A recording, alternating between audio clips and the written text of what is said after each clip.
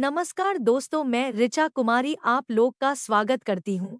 Sinister secret channel में आप लोग के लिए काश नहीं कहानी लेकर आई हूँ।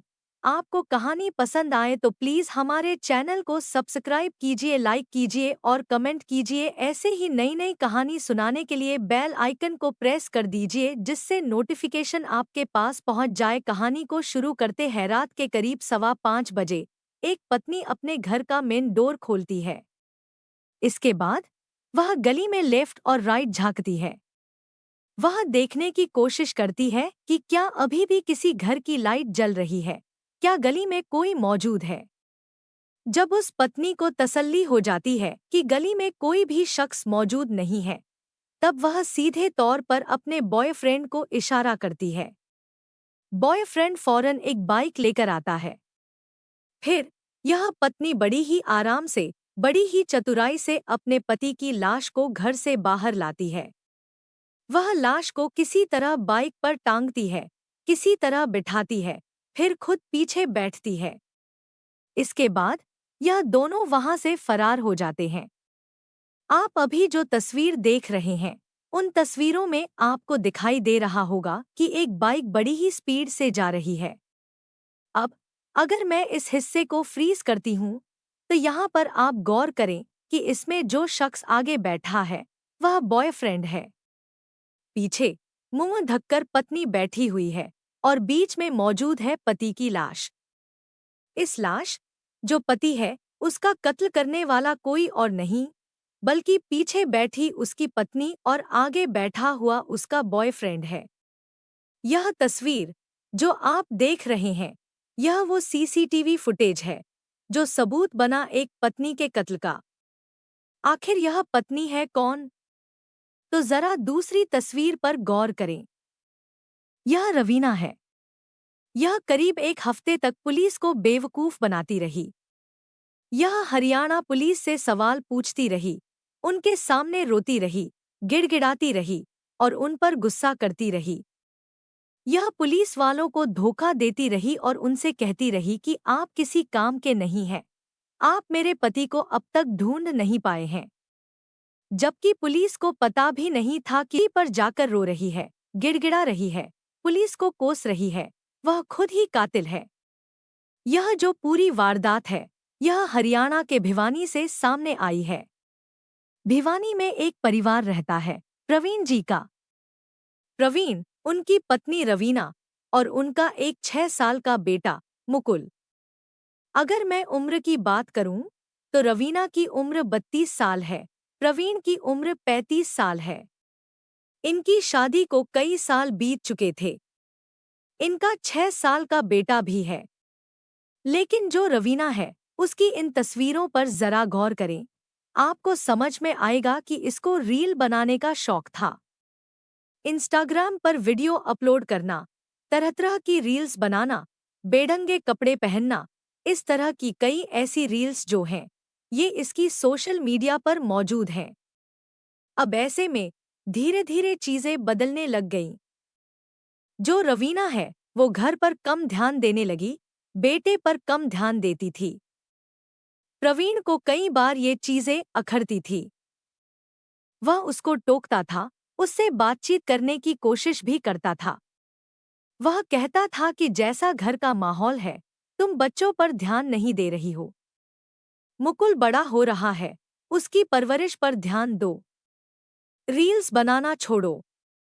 अगर बनाती भी हो, तो कम से कम अपने परिवार के लिए टाइम निकालो। लेकिन रवीना को इन सब चीजों से कोई फर्क ही नहीं पड़ता था। अब ऐसे में रवीना की एक रोज मुलाकात होती है सुरेश नाम के लड़के से, जो इंस्टाग्राम पर रील बनाया करता था। और तो और यूट्यूब पर वह शॉर्ट्स बनाता था। अब इन दोनों की जब सोशल मीडिया पर मुलाकात होती है, दोनों के बीच बातचीत होती है। सुरेश, जो है, वह रवीना की तारीफ करता है।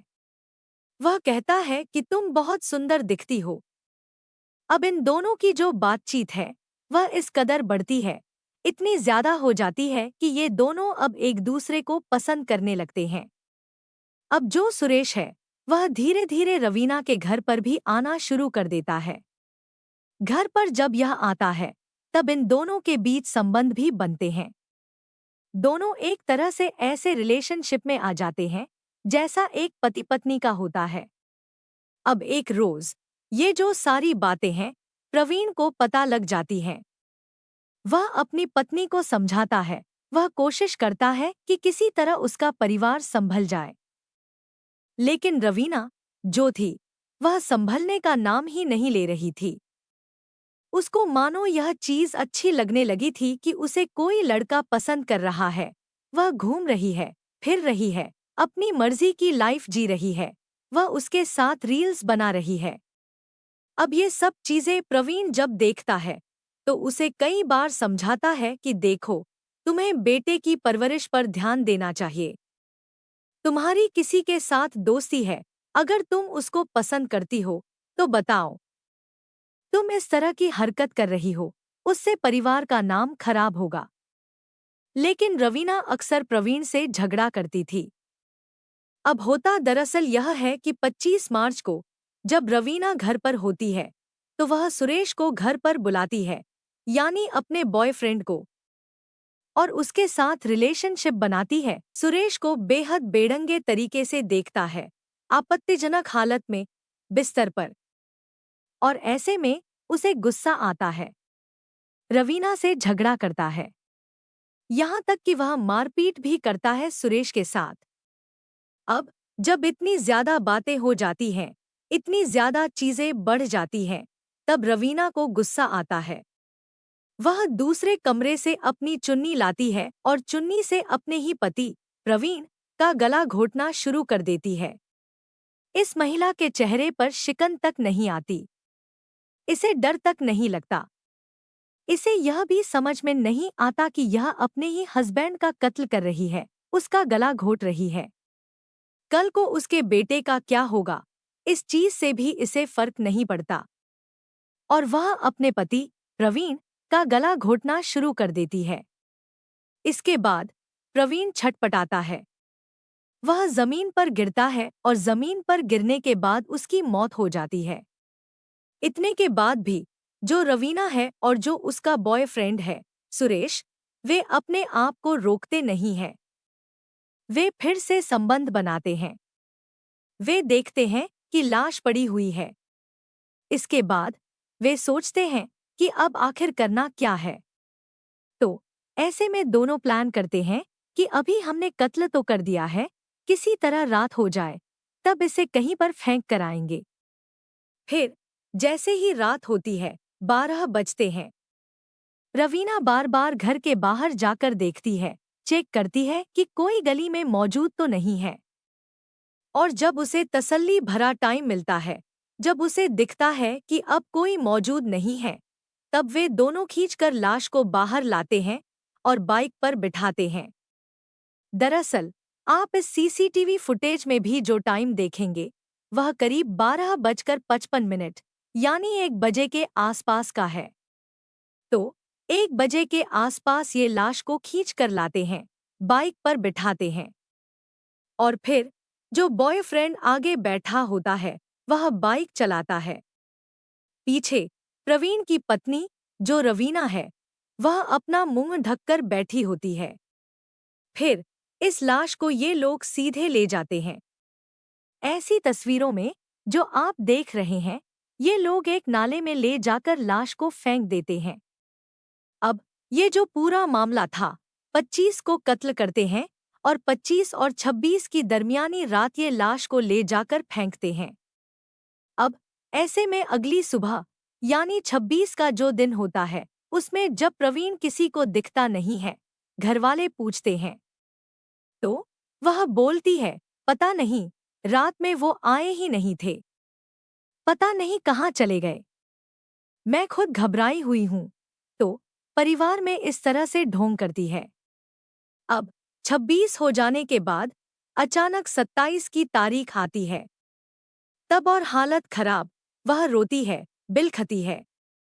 परिवार से कहती है, चलो पुलिस स्टेशन चलते हैं। मेरे पति मुझे छोड़कर चले गए, पता नहीं कहाँ चले गए। मुझे समझ नहीं आ रहा, मतलब इतना ज्यादा वह ढोंग करती है कि किसी को भी यह लगे कि पत्नी अपने पति के लिए बेहद परेशान है। अब पुलिस स्टेशन जाने के बाद वहां रिपोर्ट लिखाती है।